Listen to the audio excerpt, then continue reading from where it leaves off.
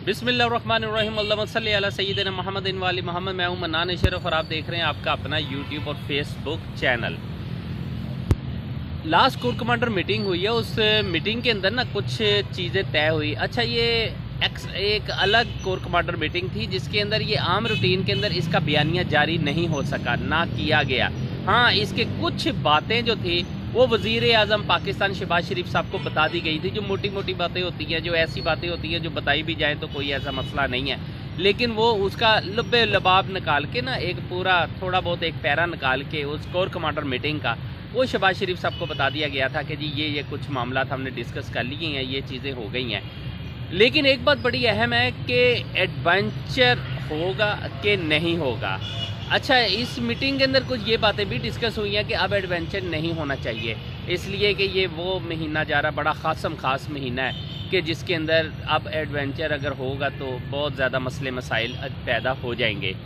बात ये है कि आया कि अगर मुल्क के अंदर मार्शल लॉ लगता है या मुल्क में कोई ऐसा एमरजेंसी का निफाज होता है या कोई मामलात होते हैं, उससे बहुत ज़्यादा दूरियां भी पैदा हो सकती हैं, इसलिए कि ये वो टनौर जा रहा है। इसके अंदर एक तो लॉन्ग मार्च चल रहा है पाकिस्तान का, इमरान खान साहब का एक लॉन्ग मार्च है, बड़ा अहम लॉन्ग मार्च हो रहा है। उसके अंदर उन्हें इलेक्शन चाहिए। गवर्नमेंट जो है पीडीएम की, वो पूरी की पूरी ये चाहती है कि हमारी किसी तरीके से गवर्नमेंट बचे और हम अपना टेनोर पूरा कर सकें। नई तैनाती भी इसी महीने मुमकिन है, क्योंकि वो नई तैनाती भी होनी है और उस सिलसिले के अंदर भी अगर ये कोई एडवेंचर हो जाता, कोई चीज़, तैनाती भी ब्रेक हो जाएगी, रुक जाएगी, नई तैनाती नहीं हो सकेगी, लिहाजा वो भी बड़े ज़्यादा मसले मसाइल हो जाएंगे।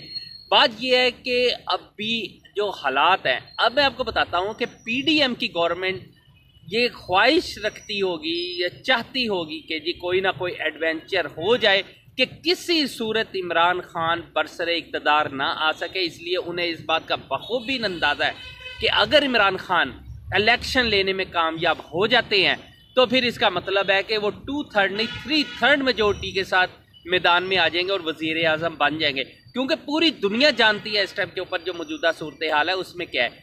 अब बात यह है कि एडवेंचर इसलिए भी मुमकिन बहुत ज़्यादा मुश्किल है, लेकिन नामुमकिन नहीं है, ये आपको मैं बता दूं, क्योंकि हालात किसी टाइम कहीं भी जा सकते हैं, लेकिन ये नामुमकिन नहीं है। बात यह है कि तैनाती बिल्कुल करीब आ चुकी हुई है, मामलात कुछ हैंडल हो चुके हुए हैं, पिंडी अपना फैसला रावलपिंडी कर चुका हुआ है। नवाज शरीफ साहब अगर कोई ज़िद करते हैं और लगातार ये अगर रिस्क लेने की कोशिश करते हैं तो फिर वो नवाज शरीफ साहब या शहबाज शरीफ साहब इस बात की ख्वाहिश रखते होंगे कि कोई ना कोई एडवेंचर हो जाए।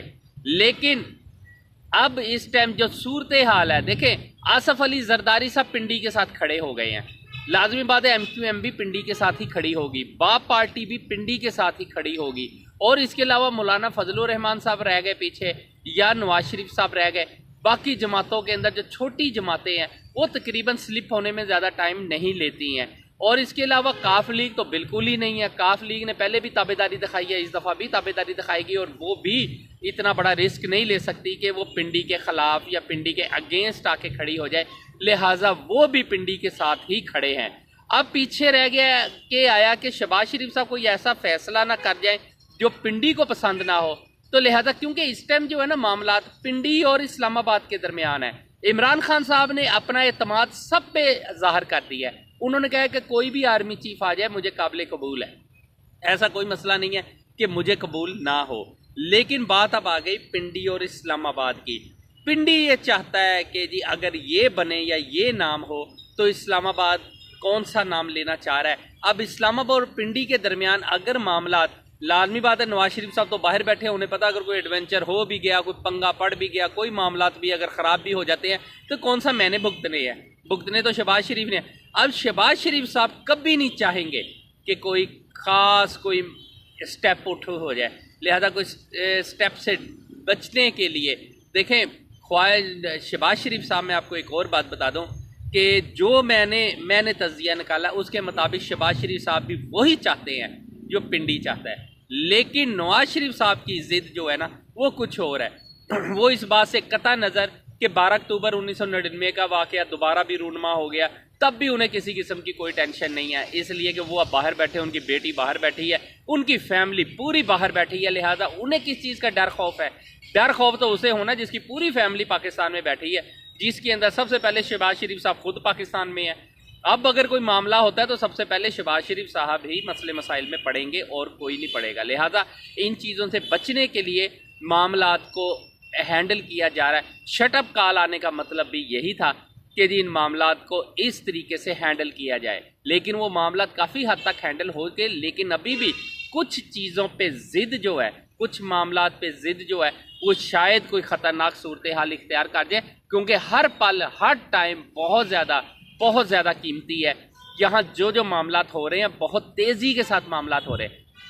देखिए जनरल बाजवा साहब ने अब रिटायरमेंट के बाद रिलैक्स हो जाना है, लेकिन जनरल बाजवा साहब चाहते हैं कि उनकी जो यानी कि पॉपुलैरिटी है वो वाम के अंदर मोहब्बत जो है ना अच्छी अप्रूव हो जाए, तो लिहाजा वो भी ऐसा कोई काम या ऐसी कोई चीज़ की ख्वाहिश नहीं करेंगे कि जिसकी वजह से अवाम में और उनके दरमियान कोई दूरियां पैदा हो जाएं।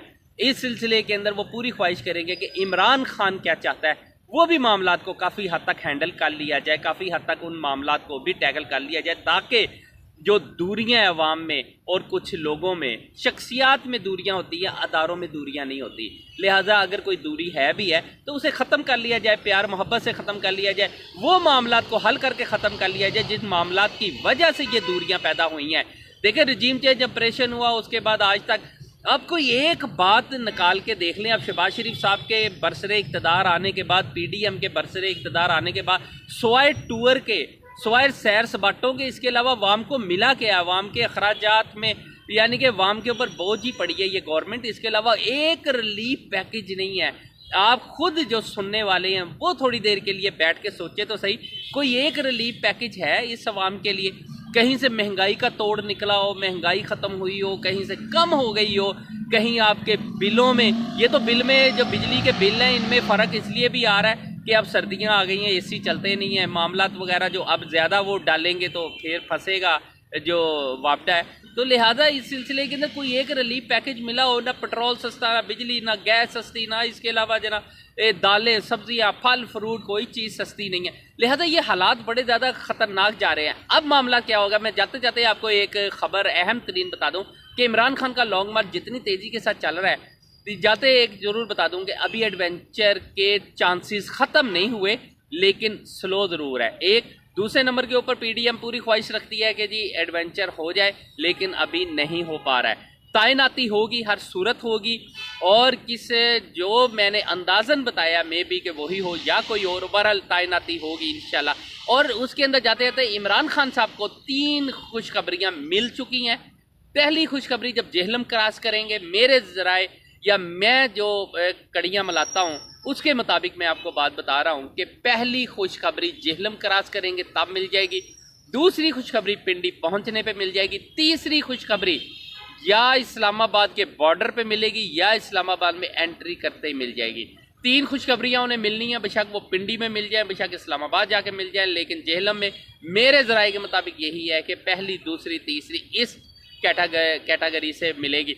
इसी वजह से वुज़रा ने अपने काफ़ी मामला जो अपनी फैमिलियों को कवर करने के लिए मुख्तलिफ चीज़ें, जिन्होंने भागना है उन्होंने भागने की तैयारियां कर चुके हैं, बहुत से लोग जो है अपने वीज़े लगवा चुके हैं। इसके अलावा सबको पता चल गया, वो इलेक्शन कैंपेन में भी जा चुके हैं। जो अक्लमंद लोग हैं ना, जो सियासतदान है, जो हालात को समझ के चलते हैं, उन्होंने इलेक्शन कैंपेन अपनी शुरू कर दी है, मिलना मिलाना शुरू कर दिया हुआ है। जो अभी ज़िद में बैठे हैं सिर्फ वही लोग कैंपेन पे नहीं जा रहे हैं। लिहाजा जैसे ही लॉन्ग मार्च ने अपना इलेक्शन लेना है, इलेक्शन की डेट अनाउंस होनी है उसके फौरी बाद, और इलेक्शन आ रहा है मार्च अप्रैल के अंदर ही आ रहा है, इससे ना लेट जा रहा है ना इससे पहले आ रहा है, इसलिए कि 3 माह का टेन्योर होगा। इलेक्शन कमीशन ऑफ पाकिस्तान ने भी अपने इलेक्शन की तैयारी शुरू कर दी हुई है, अपनी लिस्टें बनाना शुरू कर दी है, अपने तमाम तर मामलात को हैंडल करना शुरू कर दिया। उन्हें भी ग्रीन सिग्नल मिल गया है।